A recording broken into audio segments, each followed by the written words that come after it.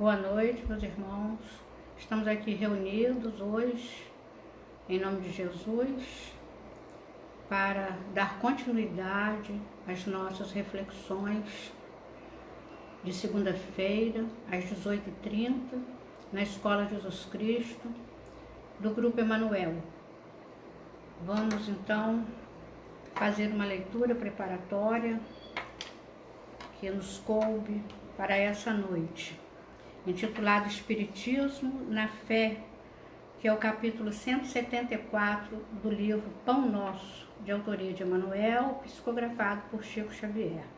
Eu vou ler a epígrafe, que está em Marcos 16, versículo 17.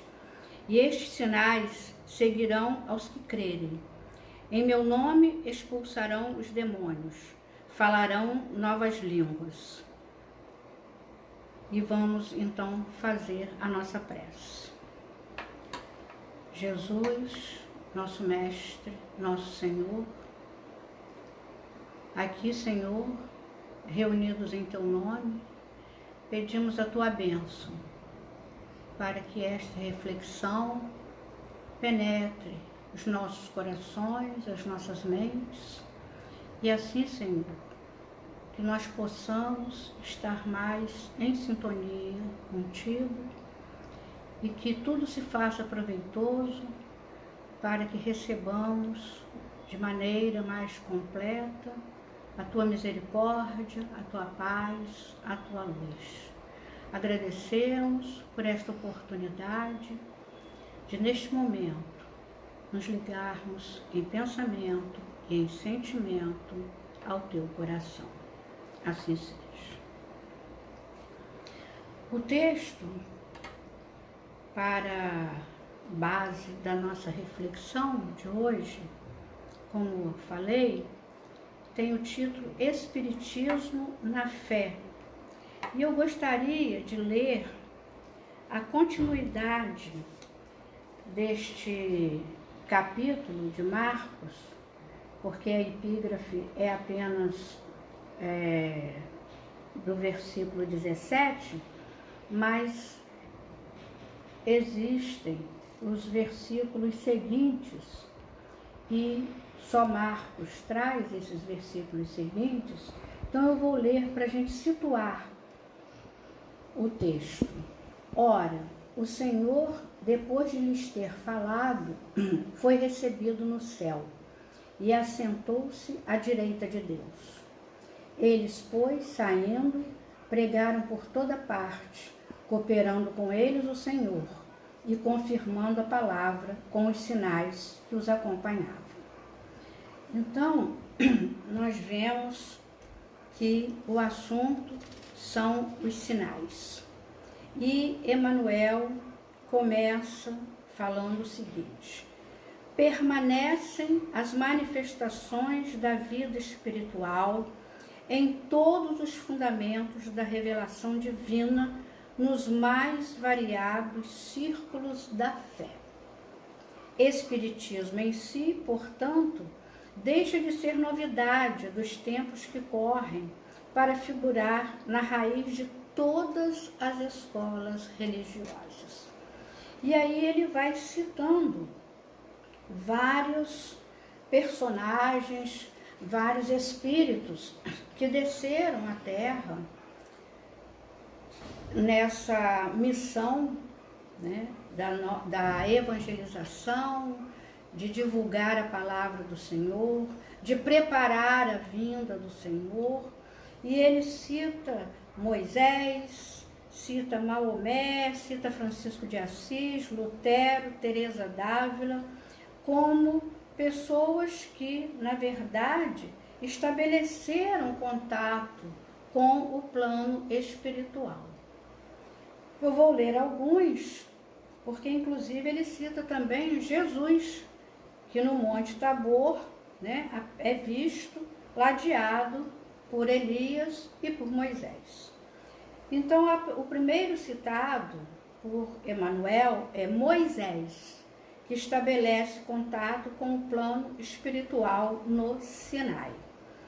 E ele mesmo, Emmanuel, no livro A Caminho da Luz, emissários do Cristo, né, num fenômeno mediúnico de pneumatografia, onde o espírito, na verdade, não psicografa o texto, a mensagem, mas usa o médium e, através dele, com a sua própria energia, o espírito escreve. Então, essas tábuas da lei que Moisés recebeu foram escritas por emissários de Jesus, segundo Emmanuel, no Monte Sinai. Existem vários relatos da mediunidade de Moisés que nós já ouvimos falar, já lemos, né? E existe também no 5º parágrafo uma referência aos apóstolos de Jesus. O colégio apostólico relaciona-se com o espírito do mestre após a morte dele e consolida no mundo o cristianismo redentor.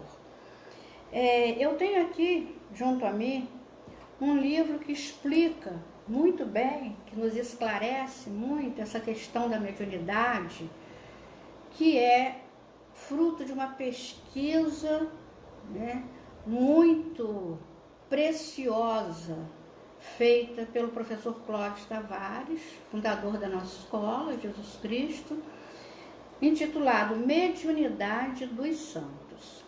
E quando ele cita aqui o colégio apostólico relaciona-se com o espírito do mestre após a morte dele, nós vemos que ele vai além.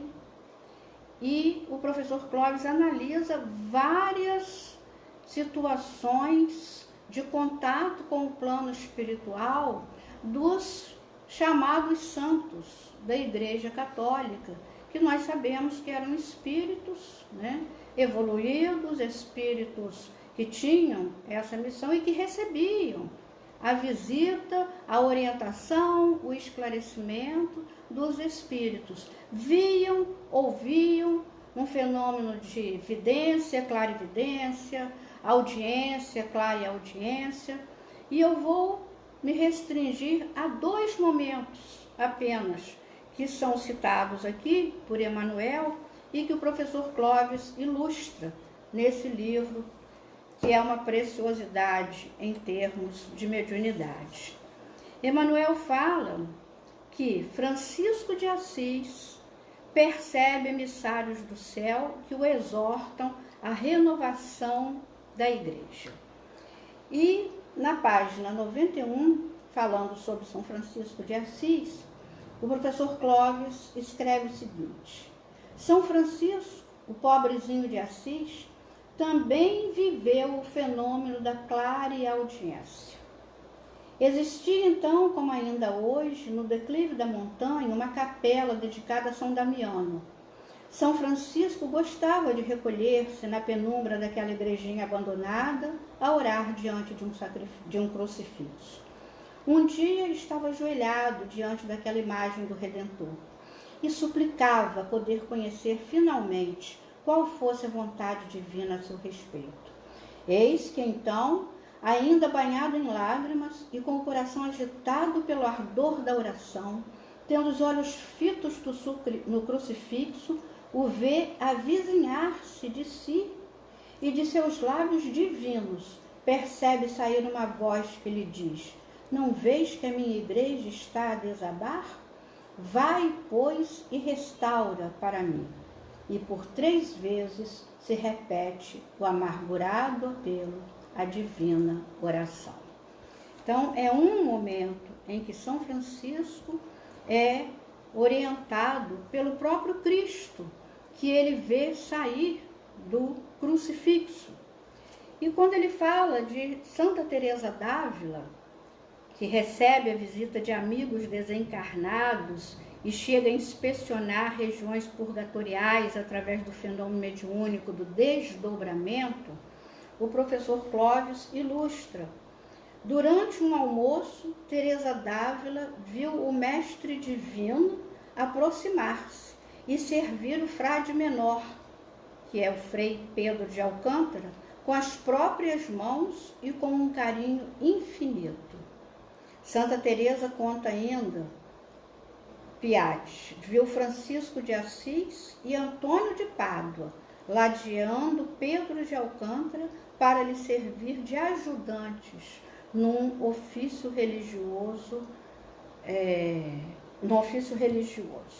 Então, nós vemos que todos esses fenômenos considerados muitas vezes milagres, e às vezes até através dos quais esses espíritos foram canonizados pela Igreja, nada mais são do que o contato do plano espiritual com o plano terreno. Nada mais são, como Emmanuel fala aqui, que não deixa de ser novidade dos tempos que correm para figurar na raiz de todas as escolas religiosas. Então, no final desse texto de Emmanuel, Emmanuel escreve: sinais do reino dos Espíritos seguirão os que crerem, afirma o Cristo. Em todas as instituições da fé, há os que gozam, que aproveitam, que calculam, que criticam, que fiscalizam. Esses são ainda candidatos à iluminação definitiva e renovadora. Os que creem, contudo, e aceitam as determinações de serviço que fluem do alto, serão seguidos pelas notas reveladoras da imortalidade onde estiverem. Em nome do Senhor, emitindo vibrações santificantes, expulsarão a treva e a maldade, e serão facilmente conhecidos entre os homens espantados, porque falarão sempre na linguagem nova do sacrifício e da paz, da renúncia e do amor. Então, quando Jesus fala, expulsarão os demônios e falarão novas línguas, não está se restringindo aos novos idiomas de outras raças, de outros países. Emmanuel fala aqui uma língua nova, que é a língua do sacrifício e da paz, da renúncia e do amor. Essa é a linguagem nova. Essa é a nova forma de nós nos comunicarmos com os nossos irmãos, né? A linguagem nova do sacrifício, da paz, da renúncia e do amor. Em nome do Senhor, emitindo vibrações santificantes. Assim, expulsaremos a treva e a maldade e seremos facilmente conhecidos entre os homens espantados, porque haverá uma nova forma de encarar a vida, que é o que Jesus nos trouxe com as suas palavras, com os seus exemplos, né? Uma nova visão da vida, uma nova forma de viver, para que nós possamos alcançar a felicidade que ainda não é deste mundo, como ele mesmo declarou. Então, eu queria, caminhando para a finalização da nossa reflexão rápida, né, eu queria aqui deixar uma brevíssima homenagem a um emissário de Jesus que trouxe realmente a oportunidade de nós revivermos a sua lei, os seus mandamentos, as suas lições, os seus exemplos. É como se nós estivéssemos novamente na presença do Cristo. Aquele Cristo que nos prometeu um outro Consolador. E foi escolhido para trazer este outro Consolador, que ele rogaria ao Pai, e ele, o Pai, nos enviaria um outro Consolador, foi escolhido um espírito que era portador da tiara espiritual, Allan Kardec. Amanhã, dia 31 de março, é um dia em que nós nos lembramos da data da desencarnação, da volta à pátria espiritual desse grande missionário de Jesus, que bem cumpriu a sua imensa tarefa, com sacrifício, com renúncia, que também expulsou a treva e a maldade, nessa linguagem nova do sacrifício, da paz, da renúncia e do amor. Esse falou uma nova linguagem.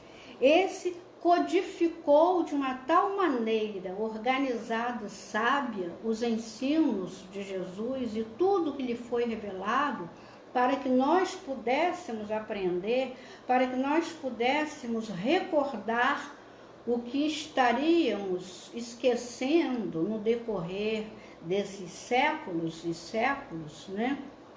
Esse realmente cumpriu com a sua tarefa.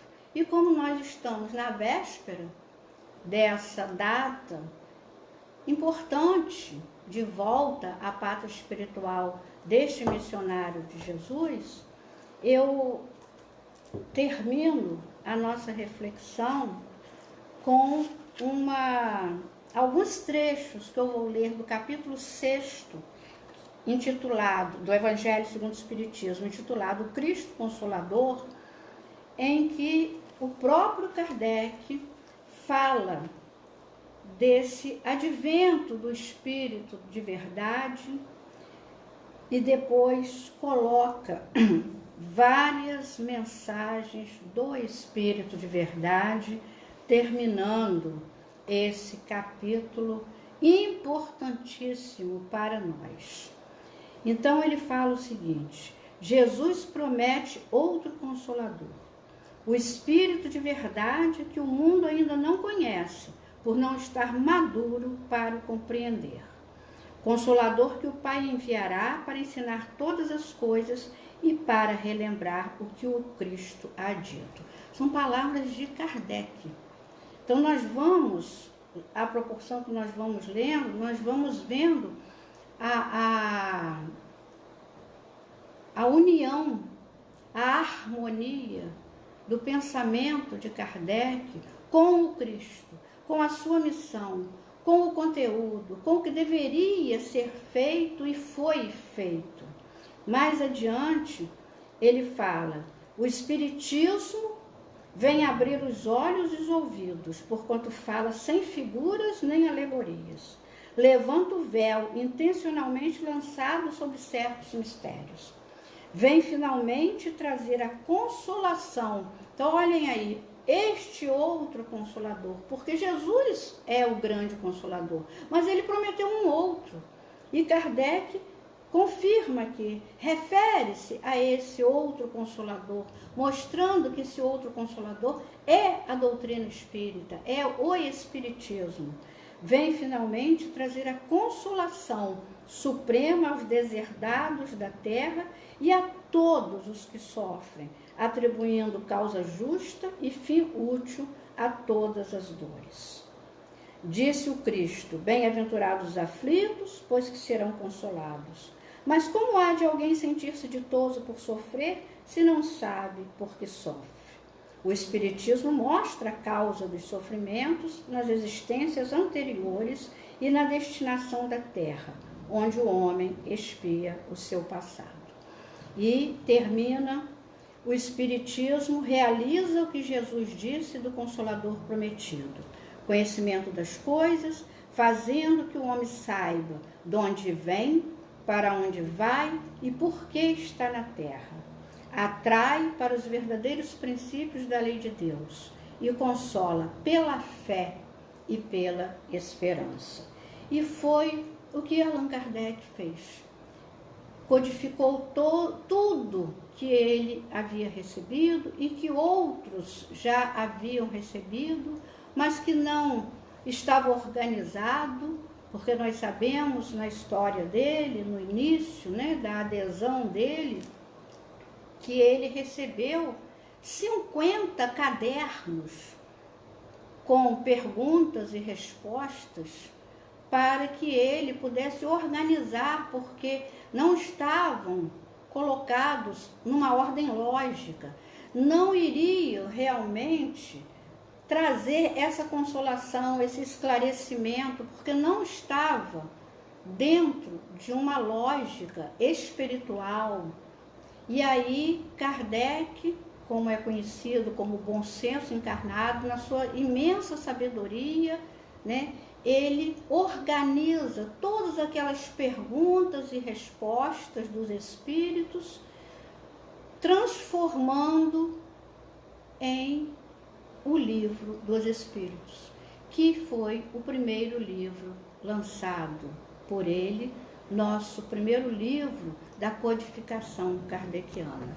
Então, com uma gratidão imensa a Allan Kardec, nós concluímos hoje a nossa reflexão, lembrando que ele valorizou muito esse contato através de inúmeros médiuns, através de quase meninas, né, médiuns tão espontâneas que eram utilizadas pelos espíritos em esclarecimentos, em mensagens, e ele não se contentava, né, com esse contato apenas com um médium, né? Ele colocava os mesmos assuntos para vários médiuns, em vários lugares, em vários países, e realmente chegava a um consenso para que nós tivéssemos tudo isso em nossas mãos. Então, sofrendo calúnias, perseguições, sofrendo muito, mas ele falou a linguagem nova do sacrifício, da paz, da renúncia e do amor.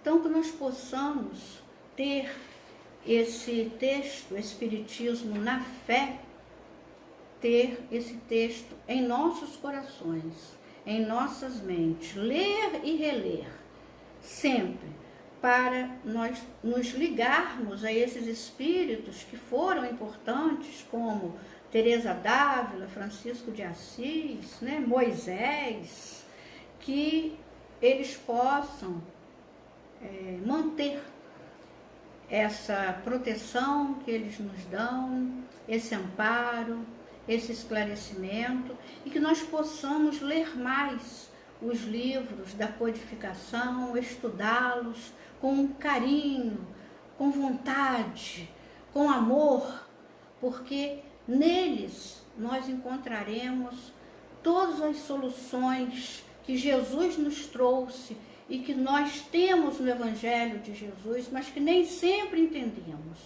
Então, lendo o Evangelho, estudando o Evangelho de Jesus e indo aos livros da codificação kardeciana, nós estaremos com mais esclarecimento a respeito da nossa vida, do nosso passado, do nosso futuro, com mais entendimento do que nós passamos.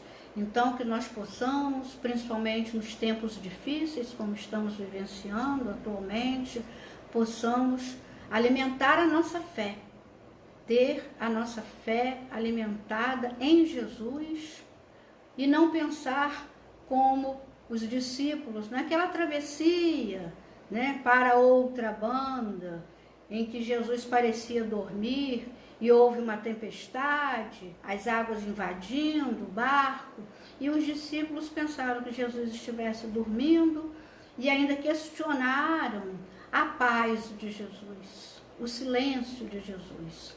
E Jesus acalma a tempestade e questiona a fé dos discípulos. Não tendes fé? Onde está a vossa fé?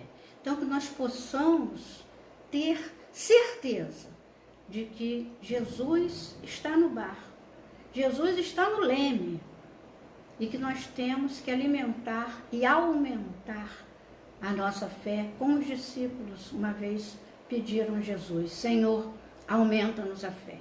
Que nós possamos a cada dia aumentar a nossa fé em Jesus. Então vamos fazer a nossa prece, agradecendo, Senhor, por tudo que temos recebido do teu coração misericordioso. Mas precisamos, Senhor, aumentar a nossa fé. Precisamos entender, através deste Consolador que tu nos prometeste, tudo aquilo que nos chega, sabendo que o teu coração não nos envia castigos, que o Pai é misericordioso, é aquele Pai compassivo da parábola que tu nos contaste.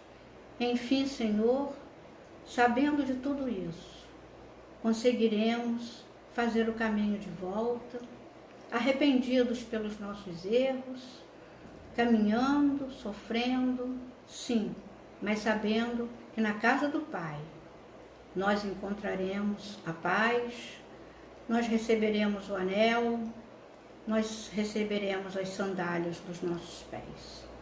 Assim, Senhor, pedimos permissão para encerrar a nossa breve reflexão. Assim seja.